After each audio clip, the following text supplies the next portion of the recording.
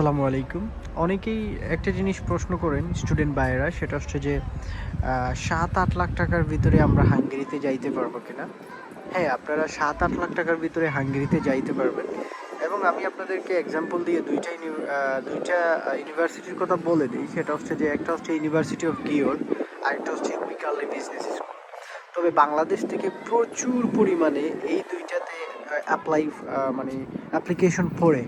এর পেছনে প্রধান কারণ হচ্ছে এই ২টা ইউনিভার্সিটিতে আসলে টিউশন ফিগুলা একেবারেই কম।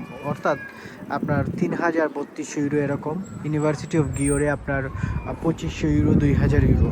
তো সেই ক্ষেত্রে বাংলাদেশের ম্যাক্সিমাম কনসালটেন্সিগুলা এইগুলাতেই কিন্তু অ্যাপ্লাই করে। সো আপনারা যারা আগ থেকেই অ্যাপ্লাই করতে চান, আপনারা চাইলে আমার সাথে যোগাযোগ করতে পারেন। ২০২৬ সালের ফেব্রুয়ারি ইনটেকের জন্য হাঙ্গেরির জন্য আমি ফাইল এখন থেকেই কালেক্ট করতেছি। তো চাইলে আপনারা যোগাযোগ করতে পারেন।